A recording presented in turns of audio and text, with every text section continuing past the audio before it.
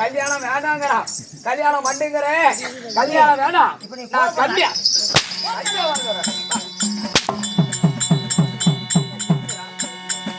என்னடி வந்து வாய் கட்டல அடிக்க சொன்னா வாய் கட்டல மணி பேர்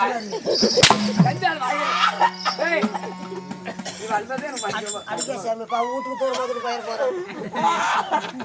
இவ அழுந்தாலும் எனக்கு மனசு கஷ்டம். வீட்டுல எப்ப போனோம் அழுந்துட்டு இருக்கிறீங்க?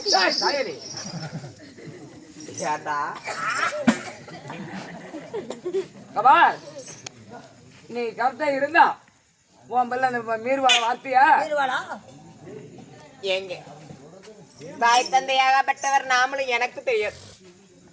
தாய் தந்தையாகப்பட்டவர் நாமளும் இருவரும் நிச்சயம் செஞ்சு விட்டோம். அவ ஏதோ ஒரு மனதில யாராவது நினைத்திருந்தா கூட இருக்கலாம். அதனால அவர் இடத்துல ஒரு வாய் வார்த்தை கேட்டு பார்க்கலாங்க.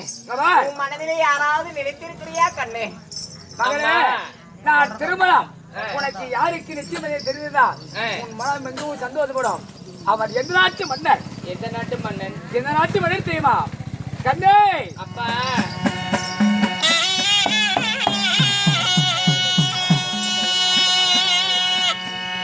ராஜாபுரத்தில் மன்னர்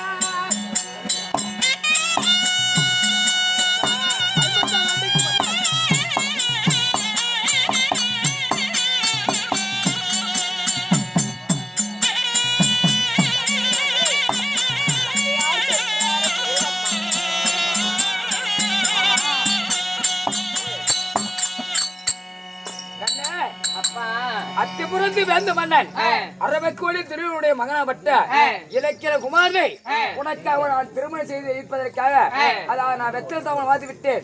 வருகின்ற வெள்ளிக்கிழமை உனக்கும் அந்த துரியோனுடைய மகன் இலக்கிய குமாரனுக்கும் திருமணம் செய்து வைக்க என்று சொல்லி 10 பதினிடையிலே 10 பேர் முன்பதாக நான் வெத்தல் தாமரை மாத்தி விட்டேன். இந்த ஸ்ரீமாதன் ஆணையிட்டால் அச்சரமே அதை நடந்தாக வேணும். அப்பா உன் தந்தையார் சொல் பிரகாரமே அவருடைய கட்டளையே நடந்து எனது கட்டளை. உன் தந்தையாரை மீற முடியாத அம்மா. சொல்லக்கூடிய வார்த்தைக்கு கட்டுப்பட்டால் மட்டும் உடம்பிலே உயிர் இருக்கும், இல்லாவிட்டால் உடம்பு மட்டும் தான் இருக்கும். உயிர் ஆகப்பட்டது பெண்ணிலே பறந்துவிடும். மனதினால் நிறுத்திக் கொண்டு தாய்நிலத்திலே எதிர்த்து பேசாதே. அப்பா அப்படி இருந்தாலும் ஒரு வாய் வார்த்தை எந்த நாட்டு மன்னர்ப்பா? அஸ்தாபுரத்து வேந்தன் அரவக்கோடி துரியோனுடைய மாமன்னன் அவருடைய மகனாப்பட்ட 8 பேரை ஒட்டிக்காக அதான் ரத்த செலுத்தக்கூடிய இலக்கிய குமாரை உனக்காக நான் மாப்பிளை பார்த்திருக்கிறேன். நான் சொல்லக்கூடியவரை தான் நீ திருமணம் செய்ய வேணும். அப்பா அப்படி இருந்தாலும் அம்மா அப்பா ரொம்ப கோபமா இருக்கிறாரு. இருந்தாலும் ஒரு வாய் வார்த்தை சொல்லணும். 2 பேத்துக்கு நடுவான நான் மாட்டிக்கிட்டு முழிக்கிறேன்.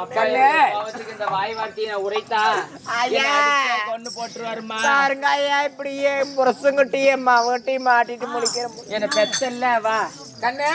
அப்பா வாய்வன் மனதை நிறுத்தி விட்டார். மனம் ஒருபோதும் இறங்காது. இலக்கிய குமாரனை திரும்ப செய்ய வேணும். உன் மனதில் யாராவது மனதில் நான் நிறுத்திருக்கிறாய் என்ன? அப்பா மாமன் பையன் இருக்க மத்தவங்க எதுக்கு? அத்தை பையன் இருக்குள்ள அடுத்தவங்க எதுக்குப்பா? பஞ்சமா பாதைக்கு பசுங்க போட்டு முடியே பார். மாமா மகன் தான் இருக்க மாற்றான இருக்கு, அத்தை மகன் தான் இருக்க அடுத்தவன் எதுக்குன்னு சொல்லி நம்ம பிள்ளையாக பட்டது சொல்றாள். இதெல்லாம் நீங்க கேட்டீங்களா? ஏண்டி மகன் தானே இருக்க, ஆற்றல் இருக்கு, தாய் மாமன் தானே இருக்க, அடுத்தவன் இருக்குறீங்க. யாரு அவன் மகன்? அம்மா அப்பா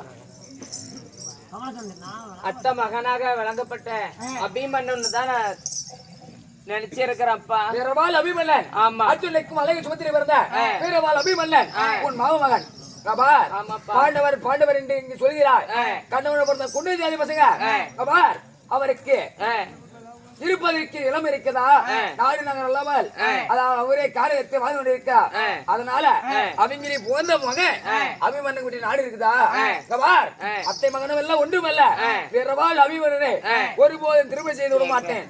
அந்த வேலை மட்டும் இருந்தாலும் அகில உலகத்தில் ஆதிமாயனை எதிர்த்து வருவதற்கு யாருமே இல்லை. என்னதான் இருந்தாலும் நம்ம பெத்த மகள், பெத்த மகள் அல்லவா? பெத்த மகனாக இருந்தாலும் யாரா இருந்தாலும் சரி, ஆதி மாயன் கட்டளை இட்டு விட்டால் அது நடந்தே ஆக வேணும். அதனால் வருகின்ற வெள்ளிக்கிழமை அதாவது என் மகளாவிட கமல் சுந்தரிக்கு திருமணம் செய்த என்று அத்திபுரத்து வேதன் துரியோதனைக்கு கட்டளை எடுத்து விட்டு திருமணம் செய்துதாகணும். வைத்த தேவையில திருமணம் நடந்தே ஆக வேணும். அப்படியா? ஆகட்டும். மனதிலே பயத்தை வைத்துக் கொண்டு பகலை ரெடி பண்ணி வை. விடிந்தால் வெள்ளிக்கிழமை கமல சுந்தரிக்கும் இலக்கியகுமாருக்கு திருமணம் நடக்கணும். ஒவ்வொரு நாட்டு மன்னர்களாக எதிர்கொண்டு பார்த்து வந்து கொண்டிருக்கிறார். ஆகட்டும்.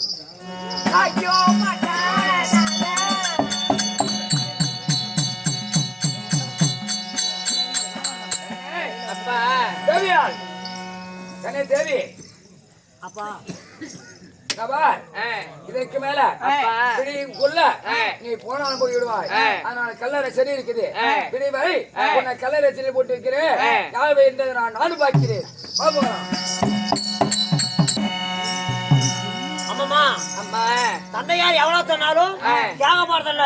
ஆமா. துரியோர மகனாக பட்டு எப்படி இருந்தா அதே சமயத்துல துரியோர மகனுக்கு விடிய காலம் சுக்கரான் தேவி சூரிய உதயத்துக்கு முன்னாடி கல்யாணம் பண்ணணும் அப்படி என்று தன் மனதுல ஒரு ஆலோசனை யாரும் தந்தையாருக்கு உன்னை தூக்கி கல்ச்சரல் போட்டாரு. இப்ப என்ன செய்வது? நான் லிகிட எழுதணும். இப்ப யாரு? என்னுடைய அத்தை மகனுக்கு அபிமன்னனுக்கு நான் லிகிடம் இப்ப எழுதணும். ஓ லிகிடம் என்ன பண்ணும்? ஆமா. கவலைப்படாதம்மா, முனிசிபல் ஆபீஸ் என்னைக்கு தான் முடிக்கிறாங்க. அப்படியா அண்ணா? அப்படி எழுதுண்டா எழுதலாம். வேல் விலாசம் போடுறேன். ஸ்ரீ ராஜா ஸ்ரீ மண்டையில பிளாத்திரி தூக்கு. என்னது எங்க போவோம்? அண்ணா ஜிஹெச்சுக்கு தான் போவேனா? என் அபிமன்னனுக்கு ஸ்ரீ ராஜா ஸ்ரீ ராஜா மகாகணபதி வீரவாள் அபிமன்னனுக்கு ஆளுபதி மன்னவர் ஆளக்கூடிய அழகு தொகுத்துடைய அம்மாளுக்கு தன் மகனாகப்பட்ட வீரவாள் அபிமன்னனுக்கு நான் கமல சுந்தரி எழுதும். நிறுவனம் என்னவென்றால் என்னுடைய கோபால கண்ணனுக்கு வந்து தந்தையாரு மகள வழங்கப்பட்ட அழகான கமல சுந்தரி தன் துரியோர மகனுக்கு இலக்கியகுமாரனுக்கு சிக்கிதாவல் பெற்று விட்டார். அதனால சுக்கராதேவி சூரிய உதயாரத்துக்கு முன்னாடி வந்து கல்யாணம் பண்ணா ஆச்சு. இல்லை என்றால் அந்த அக்னியை தீ மூட்டி மாண்டு மடித்து விடுவேன். இப்படிக்கு அழகான சுந்தரி கமல சுந்தரி பெருக்கலாம். அண்ணா கையெழுத்து போடுவேன். அப்படி போடு. ஒன்னும் கவலைப்படாத அண்ணா, விடியறதுக்குள்ள உனக்கு சாங்கி நடக்குது. என்னடா அப்படி சொல்லிட்டேன்? அண்ணா உன் கையில தானே இருக்கு. இது போட்டு போய் ஐயோ அண்ணா, என் வாழ்க்கையே அதுல தானே இருக்கு. பரவாயில்ல, புளியாதான் நம்பிட்டு இருக்கிறேன். புளியா மரத்துக்கிட்டு போனா எத்தனை நட்டம் வேணும் என்னத்துக்கு? அண்ணா இது என்னுடைய லிகிடனா, இது என்னுடைய என் உயிரே இதுல தானே இருக்குது. அப்ப வர்ற டே உள்ள குடிப்போம் மொத்தணும். சரி பாத்துக்கலாம். நீ போமா, நீக்க ஒண்ணு கவலைப்படாத. சரிண்ணா, உங்க கையில தான் இருக்குது. என் கையில இருக்குது.